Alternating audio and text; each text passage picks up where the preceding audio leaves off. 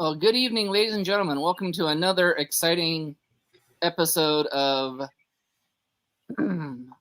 Inclusion Matters podcast with Inclusion Pro Wrestling. Tonight, I had put my dark glasses on because the yahoos think that it's nice and bright, and they decided to wear colorful shirts. So I had to protect my eyes from all that glare that's coming off of both of their damn foreheads. But, the crippled Messiah keeps asking me why they call me the Heartbreaker. Because, bitch, I've been breaking your heart for years, and there's nothing you can do about it because you know I'm better than you, and you fucking know it. I mean, at least my goatee isn't pasted on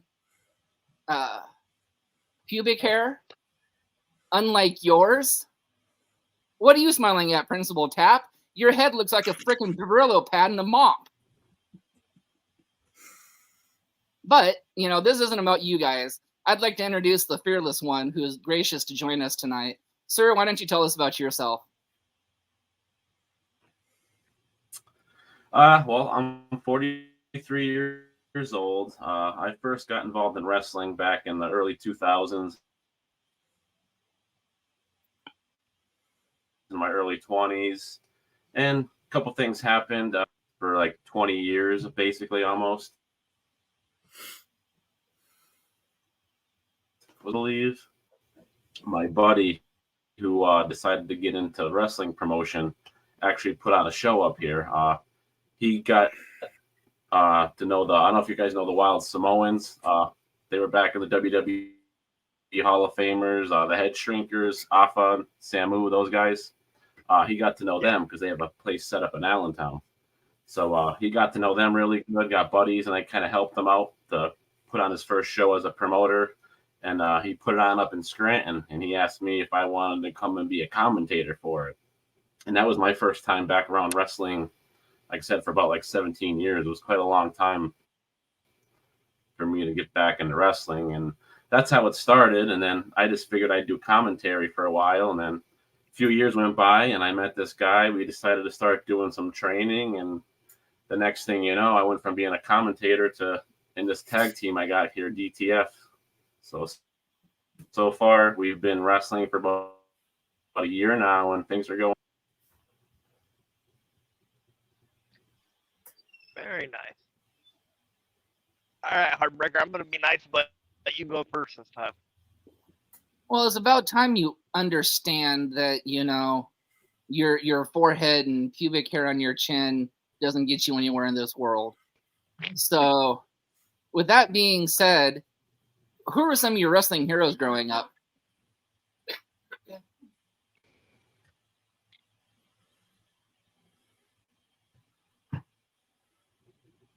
Hulk Hogan, Macho Man, Randy Savage, those guys, because that's when I first got into wrestling, was like the mid 80s. So it was like a perfect time to get into wrestling. So Hulk Hogan, Macho Man, love those guys. And then as far as tag teams go, I love Demolition. And then I became a huge Rockers fan. And even back then, I liked Shawn Michaels, thought he was pretty great. And Shawn ended up becoming my favorite wrestler of all time. And it all started with the Rockers. I was there for the whole barbershop incident. And I followed Shawn throughout his entire career, right up until he finally retired for the second time. So I would say Hulk Hogan, Macho Man, and Shawn Michaels would be my top three guys. Very nice. All right, Tap, what you got? Alrighty. What is some of the worst injuries you sustained in the industry? Well, I've been lucky. Like I said, when I first started wrestling, it was like 2000 and 2001. I wrestled for about 2 years, no injuries, just your normal bumps, bruises, soreness like that. And then, like I said, I disappeared from the scene until 2003. So it was more like 13 years I was gone. And then, like I said, then I started getting back into the ring physically about a year ago. Since that time, it hasn't been too bad. I've had a few bumps and bruises, but as far as broken bones and stuff like that, I mean, I did backyard wrestling throughout the years. Like, who hasn't? But like I said, I've been lucky. Like, knock on wood, I've never broken a bone or had to like go to the hospital. I've just had some real soreness. My chest has been hurt. Like when I would sneeze, it felt like I was being stabbed by knives because I took so many bumps on my chest. So for about a week, it was like kind of like hard to breathe and was really painful when I would sneeze, but it eventually went away. So I would say that was probably the worst that I've experienced. Well, very nice. Before we let the Messiah ask his first question, I want to thank Kevin Wasson with American Family Insurance and Bob's Little Car Hospital for being our primary sponsors for our promotion, Inclusion Pro Wrestling. Now, Messiah, you need to know your damn role and be proud to do your sponsors, because, you know, you're supposed to do it in the first, in the middle, and the end of your podcast. And you've been forgetting to do that lately. But, you know, now I'm going to be hard on you and make sure you do it. So now ask your damn question, you pubic-haired freak. Wow, you're a one-track mind tonight, aren't you? So my question is, if there's any, what are some of the things that translate over from being a commentator to being an in-ring performer? That you said when you came back you were a commentator and then became a performer in the ring. Yeah, I went from wrestler to commentator to back to being wrestler again. Commentary is cool. You really have to do your homework. If you really want to sound like you know what you're talking about, you got to know like every guy that's on that card, what he did his last few matches, what the storyline is going on. So there's a lot that goes into it if you really want to sound good and educated and like know what's going on. When I did it, I was more the guy that talked about like their backgrounds and what they did. And the other guy would do like the call out all the moves. Because I'm really, even though I've watched wrestling for so many years, there's still certain moves I see that I don't even know the names of them. So he would handle all the names and different things of all the crazy stuff that would go on. And I would kind of do like the background stories and like the Jerry Lawler type, like be like the funny guy. Like, so that was my thing. Doing that, I think being a ref, because I've done some reffing too, I think that translates more to like wrestling and in the ring, because you're actually in the ring and you're seeing things and hearing things and how matches go and how things get called. Whereas the commentator, you're just kind of off to the side. You hear certain things, but you're kind of, like I said, busy doing your own performance. So I think like being a ref translates more over to wrestling than more or less a commentator, at least from my experience.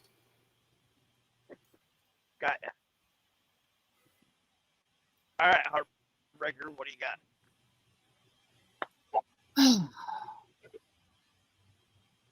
Well, this time we'd like to thank Bruno's, Los Jalapenos Taqueria, and Twin Cities Bank. For all your banking needs, please see Twin Cities Bank. Dude, don't forget your sponsors. I keep telling you this. Next time I'm going to let Principal Tap throw you in detention. He could try.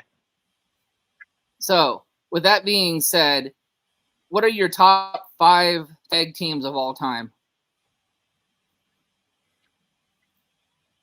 For me, I'm definitely Yes. going to go, let's see, number 5, I would probably, I'm an old school guy, so probably easier for me to go from 1 down to 5. So number 1 obviously would be the Rockers, like I just said.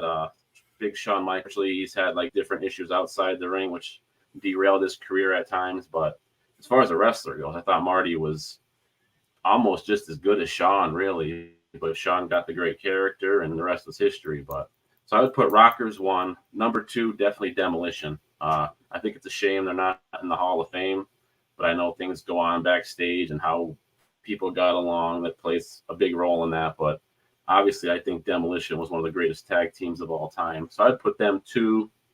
3, I would go Warriors / Road Warriors / Legion of Doom. If you're a WCW guy, you would know them more as the Road Warriors. WWF, they're more Legion of Doom. I'd put them 3. 4, I would go the Hardy Boys, like a newer team, at least for me. I always thought like what they did, flipping off the chairs and the ladders and all the crazy stuff they did, like they were phenomenal, very, very entertaining team. Like whenever the Hardy Boys came out, like you knew you were going to see a great match. Then 5th, I would probably say maybe like Edge and Christian, or I was thinking like maybe an ECW team when RVD used to team up with Sabu. Those guys are pretty crazy. That was an amazing tag team. I don't even know if they had a name for themselves. I mean, they were just RVD and Sabu. but they were pretty phenomenal. So I would say them or Edge and Christian. Nice. Okay, Tap, what do you got? What is your favorite WrestleMania moment? Boy, there's been a lot of them. I would have to say Shawn Michaels, though, finally getting the belt when he beat Bret Hart. That was the Iron Man match with Roddy Piper, set that whole thing up. Like I said, being a big Shawn Michaels guy, that was probably my biggest one. I love the Hulk Hogan Warrior match. That was pretty epic. But I was pretty young with that. I mean, I remember it. I saw it, but I was kind of young still. So that would be like an honorable mention, Hogan versus Warrior. But number one would be Shawn finally getting the belt. Very nice. And now we'd like to thank American Tarps Rugged Made, the care program that stands for Community Action Reaching Everybody, and Precision Power Washing. And you can find him on Facebook. So my next question is, what's the craziest match you've ever been in?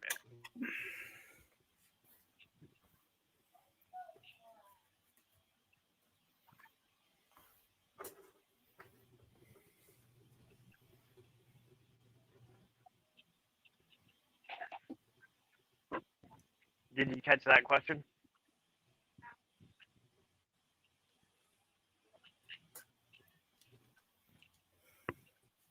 The question was, what's the craziest match you've ever been in? Craziest match I've ever been in. Let me think. So far,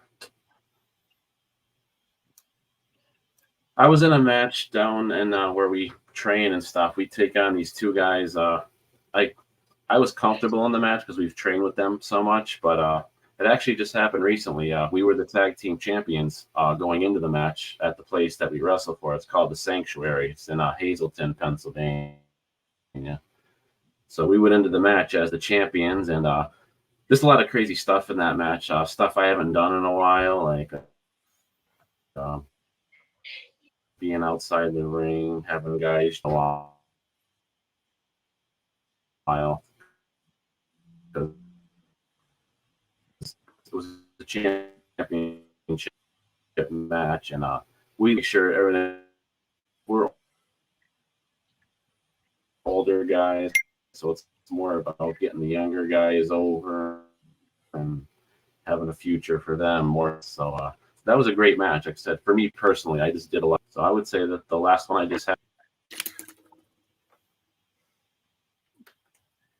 Very. All right, Heartbreaker, what do you got? Well, speaking of putting future talent over, I'd like to talk about a match that's coming up on November 25th, and that is our Showcase Challenge match. You know, we're going to put 3 young superstars in the ring together in a triple threat match and let them go at it. You know, and showcase our up and coming young talent in our area. We'd also like to thank Kathy's Clutters, which Messiah forgot, and Doty Tattoo Gallery for being a sponsor. And I believe that covers our sponsors. So very good, Messiah. You got most of them, but you still epic failed on the majority of them. Next question to you is top 5 female wrestlers of all time. Oh, top 5 female wrestlers. This is tough for me because I always want to put Miss Elizabeth in there, but technically she never wrestled. She was more of a valet manager, so I guess I got to kind of leave her out. Going with number 1 for me, I'm going to go 1 through 5 like I did before. I would have to put Trish Stratus for me, number 1. She's more of my era as a teenager. I thought what she did in the ring was pretty awesome. Thought she was good on the mic, had good mic skills, and I always thought Trish was like really one of the top talents back in that time. Number 2, I'm going to go Alexa Bliss, a more recent wrestler, even though she's kind of out with the pregnancy stuff right now. I love Alexa because she's like a smaller girl, but man, she flips around in there, and I think she does a good job with her character. She's good on the microphone when they interview her. the whole thing she had going on with Bray Wyatt was pretty interesting. Unfortunately, that never got the. We'll never know what happens. But so definitely Alexa 2. 3, I would go Lita again. Attitude Era. She had a lot of good battles with Trish, so I would definitely put her at number 3. 4. Let me see. That's a toss up for me. I'm gonna go with Becky Lynch. I think she's worked her way up, like from the bottom up, working in the indie wrestling, and then she went through the whole training center down there in Orlando. So I like Becky. She's definitely a major talent. 5th, let's see, who would I go with the last one?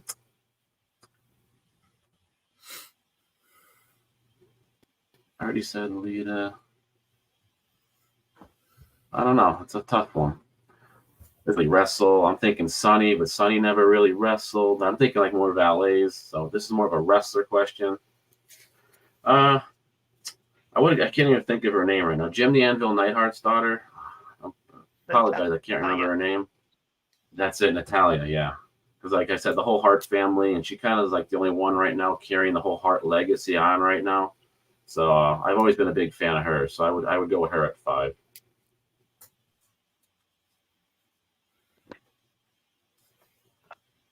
All right, Tap. What do you got?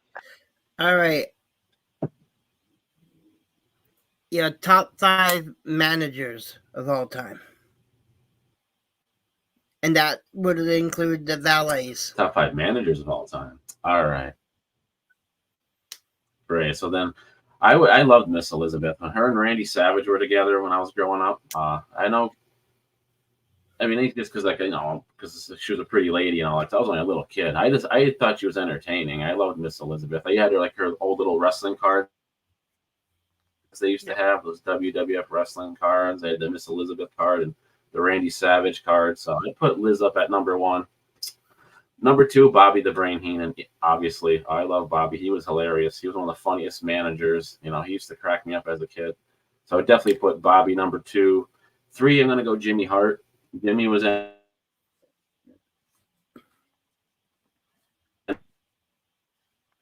entertaining, even though as a kid, Jimmy Hart, I think, was definitely one of a kind. Who would I put for number 4 as a good manager? I kind of like what Paul Heyman did, with the whole Brock Lesnar thing. I think Paul Heyman made a very good manager, even though he was a promoter and owned ECW and did all that. But he was a manager for a while, so I would definitely go with Paul Heyman at 4. And let me see, who would I go at number 5? Probably Bill Alfonso. I thought Bill Alfonso was pretty funny back in ECW with Taz and stuff, and he was with RVD and Sabu and stuff. So I would go with Bill Alfonso number 5. That's a great list. Thank you. What advice would you give an up-and-coming wrestler or promotion?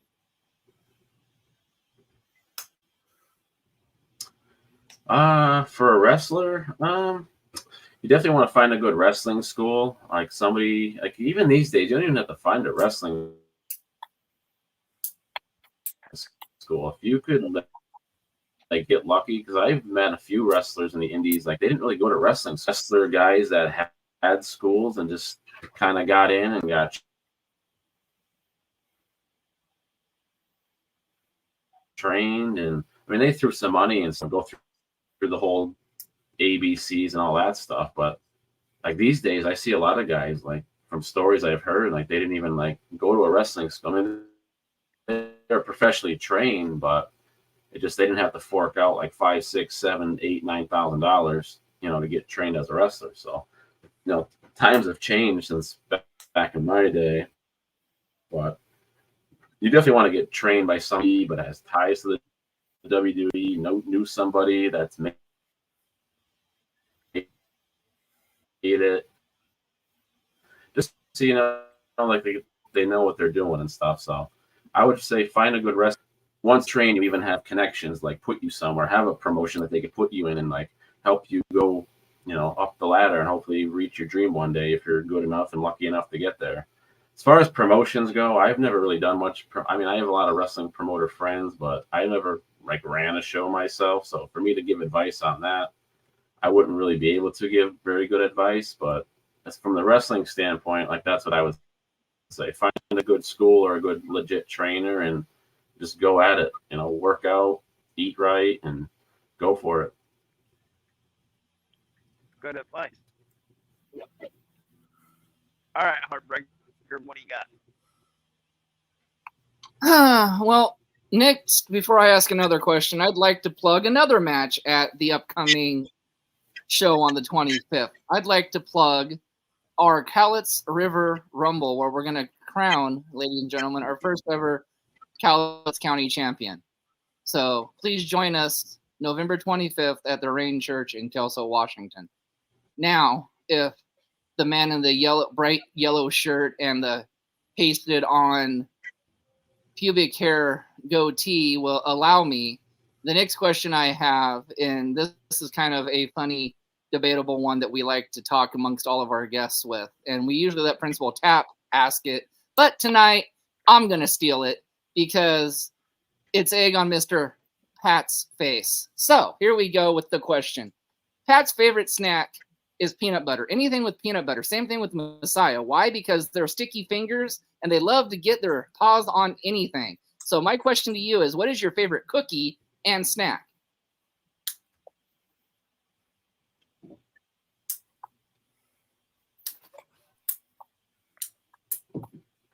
What was that? What is my favorite snack? Snack and or cookie, yes. My favorite snack, I actually love pretzels. We actually used to have a pretzel factory because we have the Poconos here, like relatively close to Scranton. We used to have an actual pretzel factory you can go up to, and they would make all sorts of different awesome pretzels and stuff. And plus, they're a healthy snack, not fantastic, but they're not bad. So actually, I love pretzels. Whether it's a pretzel log, the sourdough ones. I don't care for the real little tiny thin ones. I'm not a huge fan of those, but any other type of pretzel, like huge fan of it. And what was the other one? Favorite cookie? Chocolate chip, obviously. Cookie would always be king for me. I have to agree with that one. So, actually, both of those. So, Tap, what do you got?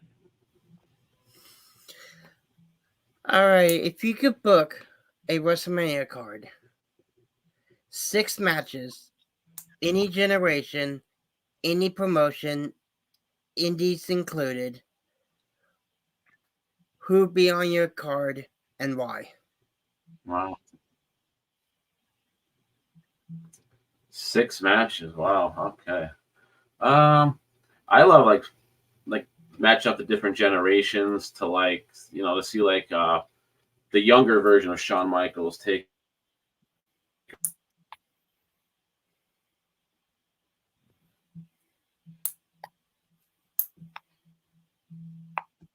on a Rob Van Dam. I would have loved, it wasn't like what it could have been. Like if you would have had a younger Shawn Michaels versus, ECW Rob Van Dam, I would definitely put that on the card.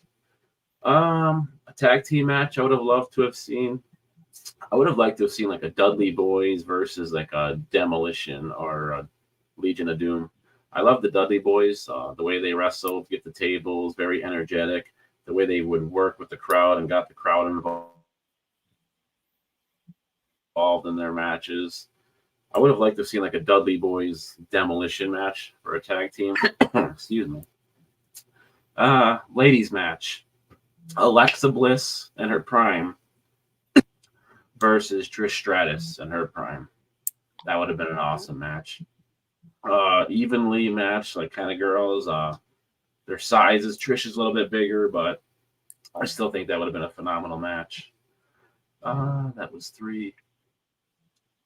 I love the Macho Man. I would love to have him on my card, obviously. Who would I put him up against? I don't know. I think if I put it like with a new guy, like a Seth Rollins versus the Macho Man or Randy Savage in his prime, that probably could have been a real banger, definitely. So I'd put that on there. Uh, should I put Hogan on there? We've seen Hogan take on everybody, so he's a legend though. So I guess I would have to put him on the card. We've seen him take on The Rock. We've seen him take on a lot of newer guys.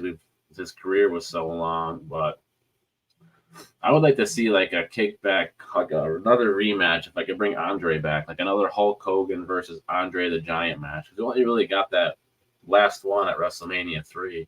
I mean, they wrestled 1,000 times on the Indies back in the day, but I would have liked to have seen like a real healthy Andre versus Hogan. I never got to see that. That was before my time, so I would like to see Andre with the long hair and that version of Andre take on Hulk Hogan. What is that, 5, Ace? I'm at? Yeah. Oh, you one more. Okay, let me think here. Should I go Lesnar? I'm not a big Brock Lesnar guy. Probably leave him off the card. Let me think. I'm going to go with Bret Hart, excellence of execution. And I would match him up with another newer guy.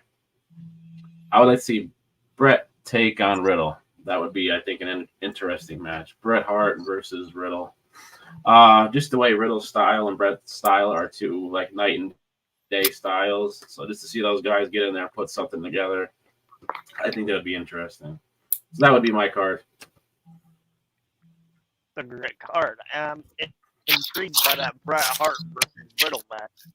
I agree with you. I think that would be very interesting.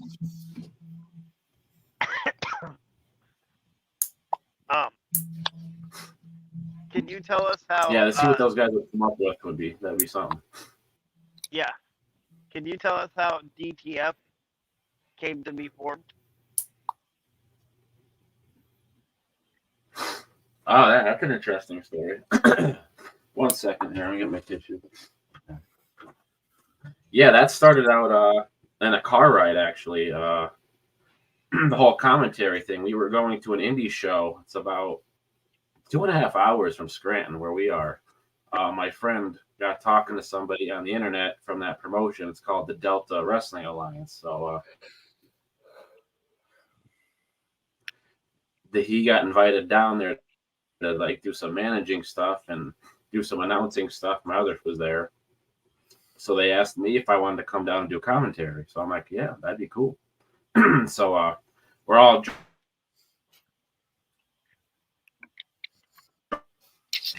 driving down in the car, and we just got to get into wrestling again. His name is Kyle D, and I'm the fearless one. So we're just throwing around our names. Like he's got Kyle D, I'm the F, like fearless, like DF, FD. Like we're just throwing around different things if we decide to ever do this. And then one of us jokingly just throws out like, well, too bad we didn't have like a third member. We can call ourselves DTF. It would be funny. Instead of being what people think of as DTF, we would call ourselves Down to Fight. So the plan was he's Kyle D. That's my tag team partner, by the way, Kyle D. So that's where the D comes from.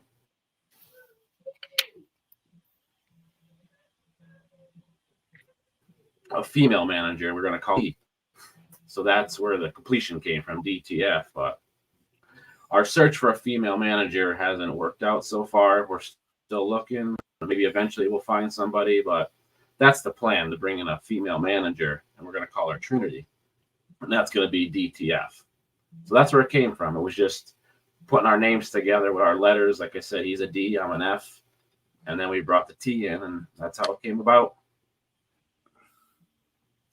Gotcha.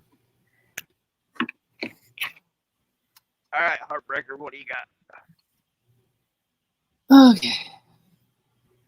So I'm gonna do an easy one. I'm going to let him relax on these top 5s just because, you know, I'm the nice guy in this podcast and the Messiah is an asshole and Principal Cap threats for everybody in detention all the damn time. So My question to you then is, in your opinion, who is the better wrestler turned actor?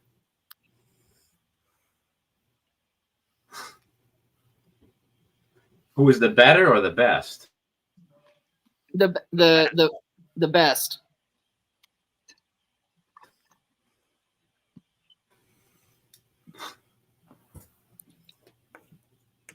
All right.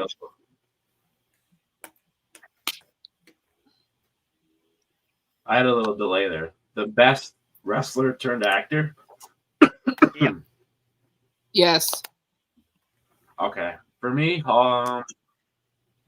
it has to be The Rock. I mean, I would think that's a no-brainer. I mean, even though I loved Hulk Hogan and No Holds Barred, I went to see that as a kid in the movie theater. I thought that was one of the coolest movies ever. Excuse me. But Hogan's movies after that weren't too great. So, what The Rock's been able to do, he's had like mega movies. John Cena, close second, has done pretty good, but I mean, hands down, I think it has to be The Rock.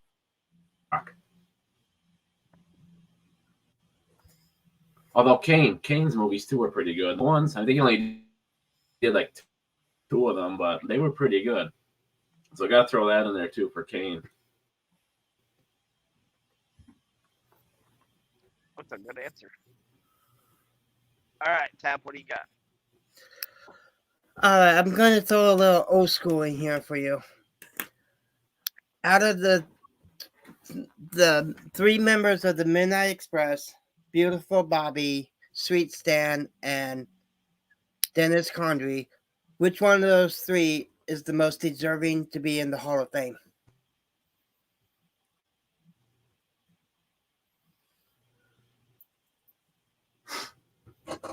What was the three again? I'm sorry. I have a delay on my stupid computer here. I heard you say most deserving for the fame. What was the three again? Beautiful Bobby Eaton, Sweet Stan Lane, or Dennis Condrey?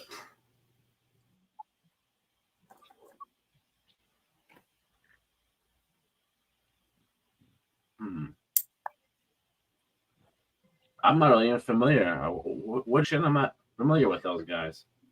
They were known as the Midnight Express. Bobby Eaton, that name.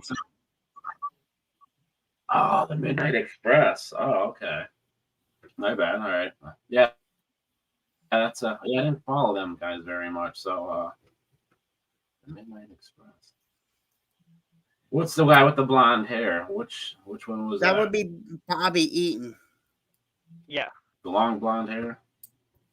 Yeah. That would be Bobby Eaton. Yeah, I would go with that guy.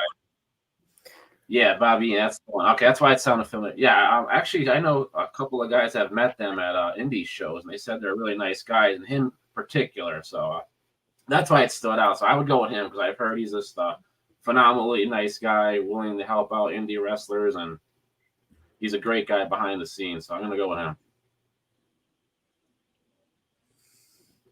Okay, so my question is, who are some of your biggest rivals since you've been back in wrestling?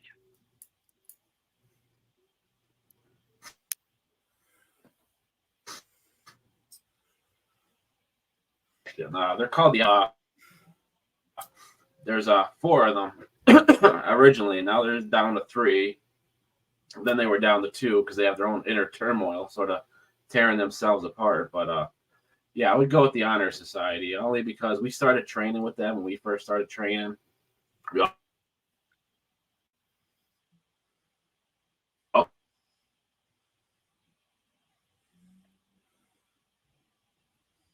kind of came up together a little bit. There was 4 of them, so they could just intertwine and throw little teams together. Like one night it would be 2 of them, and then next show another 2 of them would come after us. So and they're the ones that just took the belts off us too. So we got to get them back off of them eventually, hopefully. So they're called the Honor Society. If you follow where we wrestle, it's called the Sanctuary. It's in Hazleton, Pennsylvania. They have a YouTube page. If you go up, that's called Sanctuary, like .tv, Sanctuary TV, I believe it's called. But That's where we wrestle out of mostly. We do some stuff for other promotions. There's one called Smashmaster Wrestling, basically right out of Scranton. We've been working with them. I've also worked with the Delta Wrestling Alliance, which is where I first got started. So those are the three main ones I work with. But as far as the rival goes, it would be the Honor Society. Very nice. All right, Heartbreaker, what do you got?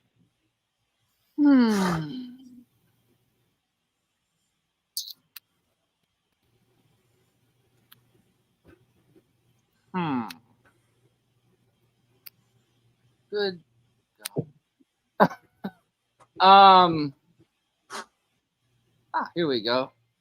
In your personal opinion, let's throw a new one at him since he's already done this in his career or two. Why don't we throw a new one at him? In your personal opinion, your top 5 referees of all time.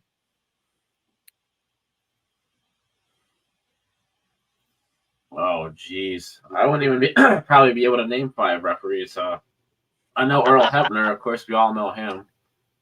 And famous with the Montreal incident. But I should have my buddy Dan on here. He's a referee. He could probably do better with this. But yeah, I don't know, man. I honestly probably couldn't name 5 referees because we all know Earl, don't we? So yeah, man, I'm sorry on that one. I wouldn't even be able to name 5 refs. Professional, I apologize on that one. No, you're good. All right, Tab, what do you got? What's your advice on a up and coming manager? Manager. Oh. Just again, I mean, a lot of wrestling schools actually have manager. Sorry, I touched my cat before. I have allergies with cats, so that's why I keep coughing. I apologize.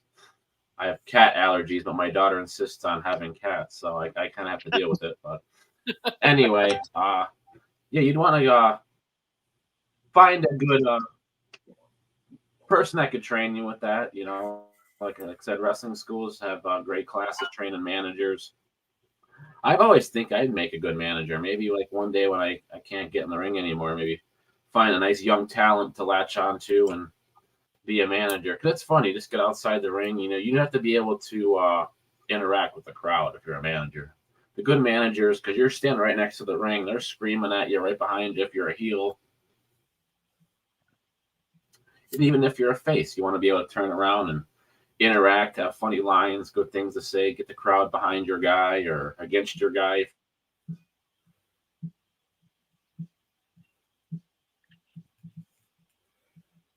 If you're a heel manager, basically had to speak for him. So yeah, you want to have good mic skills, funny things to say, come up with something really good to be a good manager. But definitely you can't be shy to be a manager. A wrestler, you can somewhat get away with it. I know a few guys that are like a little shy and stuff, but manager, you got to be out there working with the crowd and stuff. So my advice is if you want to be a manager, like I said, you can't be shy. You got to be able to work with the crowd and work on the microphone and get in front of the camera and be ready to roll.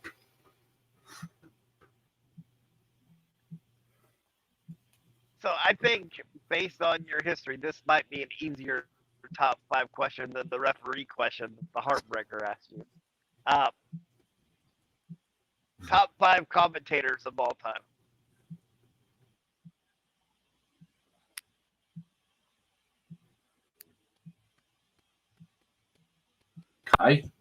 My span was so long. I love Jerry Lawler.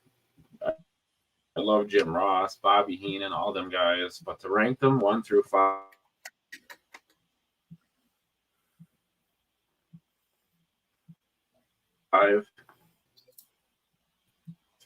he's a phenomenal commentator. And I'm going to put Jerry number 2. I'm able to say that now. So Bobby's going to be number 1. Just hilarious. The stuff that Bobby would come up with back in those days. Just hysterical stuff. My father didn't even like wrestling, but he would come in and sit in the living room and watch it when I would have it on. he'd be laughing hysterically just at what Bobby Heenan would say, So our number 2, same reason, just very funny guys, the stuff that would come out of their mouth. And Jerry was lucky; he was during the Attitude Era. So number 3, I'm going to go Gorilla Monsoon, which was with Bobby Heenan a lot. Again, I grew up with that voice. He was very insightful, so I'm going to go with Gorilla Monsoon there. I thought Jim was very good at what he did. Not a funny guy, but very, he knew his stuff about wrestling, was around the business for years. So, and him and Jerry Lawler were a phenomenal matchup. And then I go with Jesse the Body Ventura. I thought Jesse was funny too. Some of the things he would come up with. He wasn't always around that long, but I do remember him calling a lot of big matches. And he always hated Hulk Hogan, and I loved Hulk Hogan growing up, so I remember that about Jesse.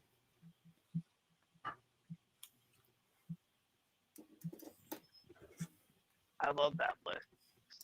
So, Heartbreaker, what do you got? Thank you.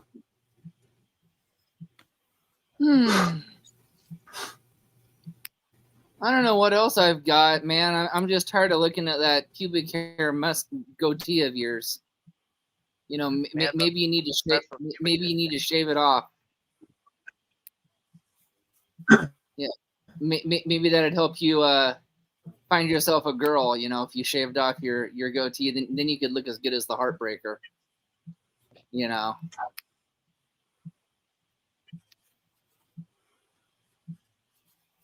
I noticed Mr. Principal Tap isn't looking in and smiling at anything. He knows better. He knows where my insults land. Yeah, well, we all can't pull off the baby Huey librarian look, so Yeah, well, I decided to take my shades off today so I could actually look professional for you fools. So,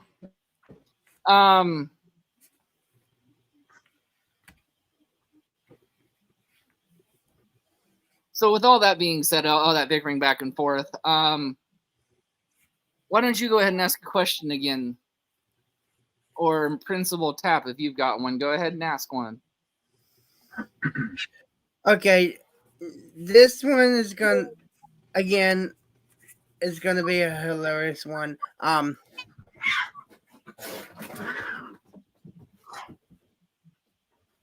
It's so funny he forgot what it was. No. Yeah.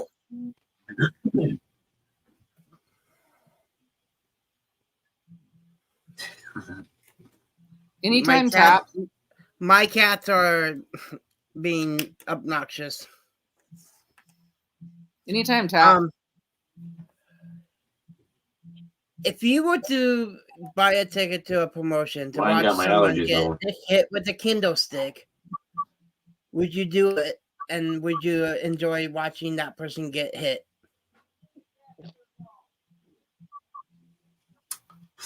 Yeah. So I would buy that to see Stone Cold Steve Austin get beat, whatever you want to call it. I was never a big fan of his. Big Shawn Michaels fan. I hated that WrestleMania there where Shawn had to pass the torch because of injury with his back and stuff. So what he did with that whole what thing, he basically ruined wrestling for and I'd love to do it myself if I ever could. But so I would say Stone Cold Steve Austin, hands down. And with that question, I'll let the Messiah finish that story.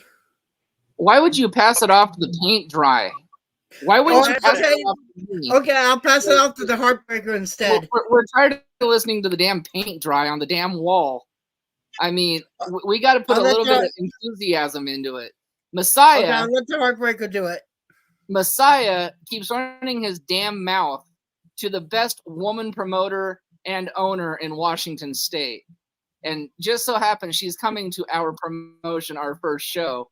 And he's opened his mouth so much that she's going to give him at least a couple of kendo stick shots. And then he talks smack about the woman, one of her own sisters, that's coming to our show that swings nunchucks. So hopefully she low blows him with the nunchucks as he's getting hit in the head with the kendo sticks. And so, ladies and gentlemen, if you like blood and violence and watching an owner get beat, please come to our show November 25th at the Rain Church. Doors open at 6. Show starts at 7. And you can watch the Messiah scream and beg for mercy as he gets beat and beat and beat some more. Here's the thing. One, Sound like a good show. she can't swing a kendo stick. She's got olive oil arms from the Popeye cartoons. So I'm not too afraid of that. And two, it's going to be hard to low blow me with nunchucks when I'm in a wheelchair. So unless you can do it and phase through the chair to low blow me, that's physically impossible, sir. You keep looking at that pretty nurse beside you. I mean, it's like she's going to save you. She's not even going to the show, dude. I don't need anybody to save me. The woman that's going to swing the kendo stick barely hit a fly. Okay, so anyways, Messiah, ask your question. So, if you had a dream opponent from any generation, no questions asked, the promoter gave you the choice, who would it be and why?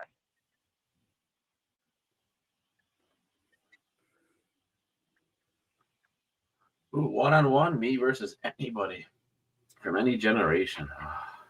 Even though I love him, I would love to wrestle the Macho Man. Old school Macho Man Randy Savage, like when he had Miss Elizabeth and stuff with the big cape and everything. And I would just love to get in there. He was just such a phenomenal wrestler, and he wasn't that big of a guy, so I could pick him up and I could probably work with him pretty good because he was big, like muscular, but he wasn't like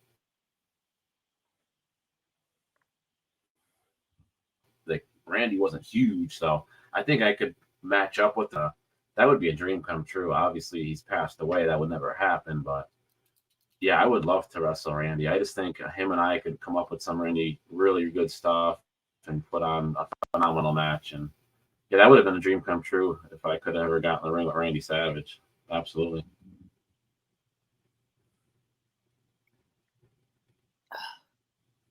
Speaking of dreams come true, thank God we hired a chicken. That's right, a rubber chicken to do commentary with our crippled Messiah, because at least a rubber chicken doesn't sound like paint drying when he goes cluck, cluck, cluck, cluck, cluck when he's calling the play-by-play as Messiah calls the color. So thank you, Chicken Bob, for accepting our offer to come on and be our lead commentator in our promotion. Well, you're the perfect person to talk about a rubber chicken, considering your brain capacity is about the size of bird seed. So, your question is? I mean, and you're the one wearing the yellow shirt there, Big Bird. It's actually neon, thank you. But anyways, moving on. Principal Tap, do you have a question?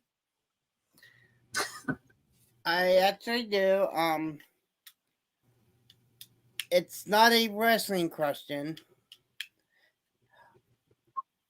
In your opinion, who's going to win the World Series?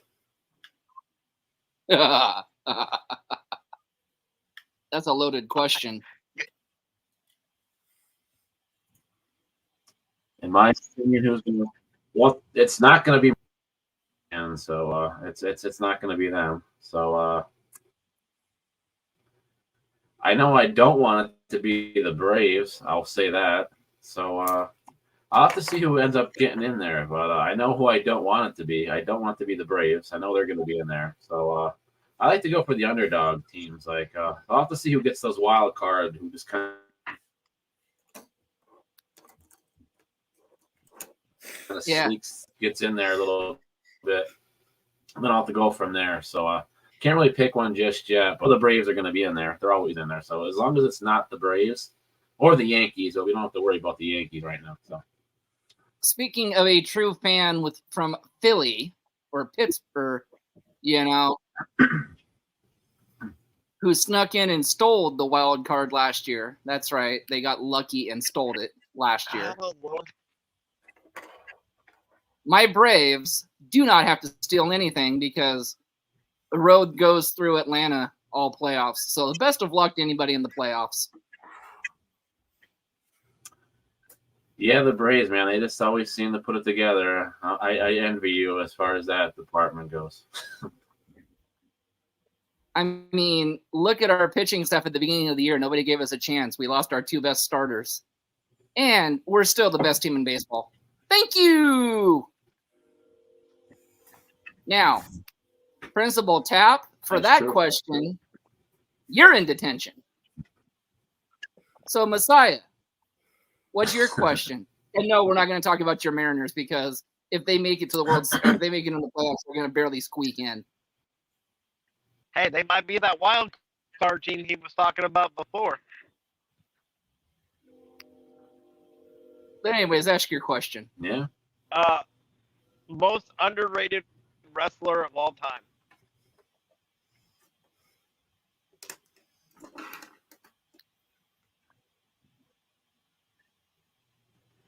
Most I need a second on that one. It's quite a few. I don't want to say who I'm originally thinking because that's going to be funny. People think I'm being funny. I honestly do think Doink was a little bit underrated. I saw Doink wrestle in person quite a few times, and he was actually a good wrestler. And what he would do, and they actually made the Dark Side of the Ring about him. So I apologize, I forget his real name. That's my bad. I should have known that. Matt Ford. As far as the character, that's it. Yes. But as far as the character goes, I mean, I do think Doink was kind of underrated. As funny as it was, but I do truly believe I think he was underrated. Him, and if I was going to go with somebody else underrated, I think Rob Van Dam got underrated as far as how talented he was.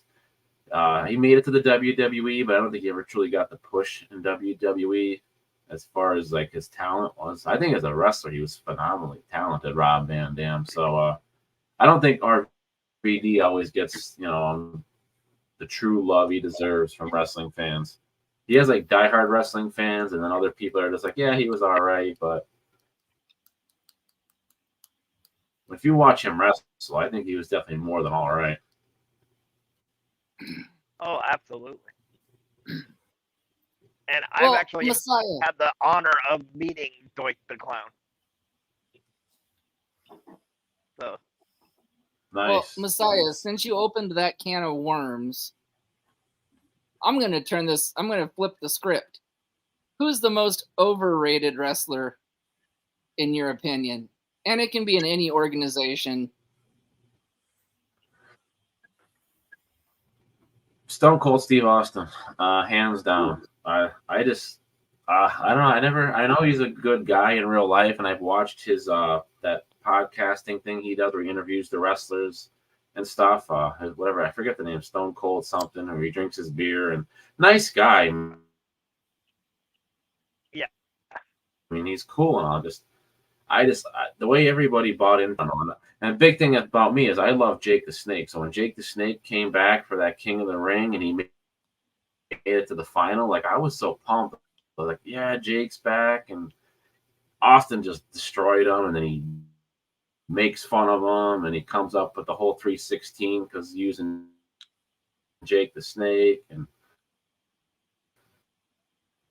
I thought he was overrated. I think he was more of a gimmick. He was for what he said and how he talked and the lines he came up with. But I don't know. I just never got into it. That's my Shawn Michaels bias, but I just could never get into Steve Austin. Never. I just thought it was overrated. I'll actually give you that one. My most overrated wrestler of all time, Orange Cassidy. I knew that was coming. And I have to agree with Heartbreaker on that one.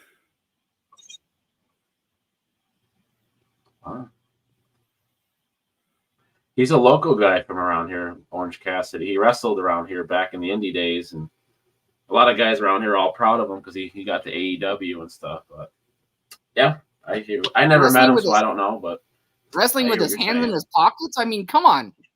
How is that wrestling? Yeah, you're right. I mean, come on. I mean, he's You're more right. of a gimmick wrestler than Stone Cold Steve Austin ever would dream of being. I mean, what's he doing with his hands in his pocket? Is he playing pocket pool? I mean, come on. You're paid to wrestle, not put your hands in your pockets.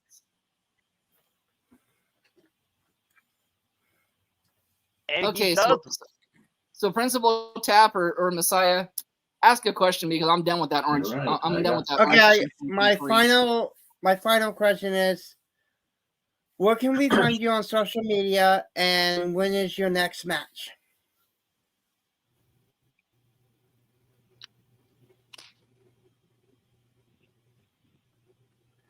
Repeat that one more time. I'm sorry. It's probably my junky computer. Where can we find you on social media, and when is your next match?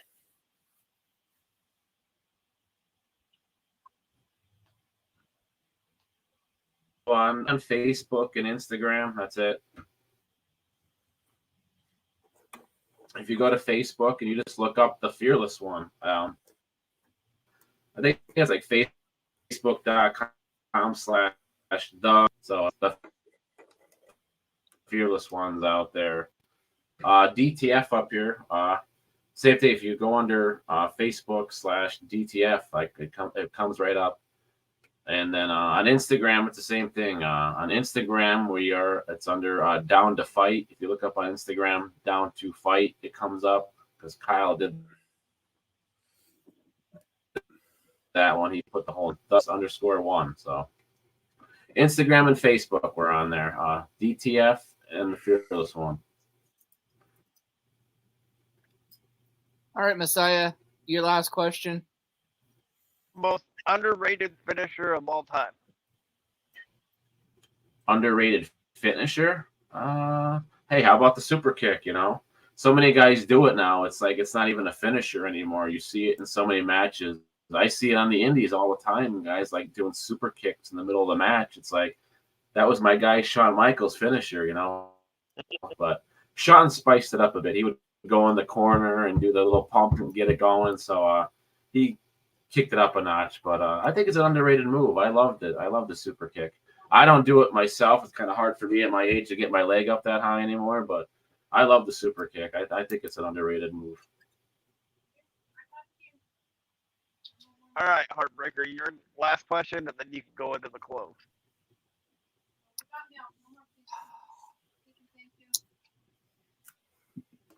My last question is more of a statement.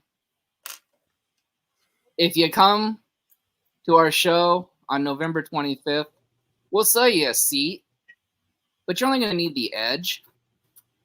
So please come to Inclusion Pro Wrestling November 25th.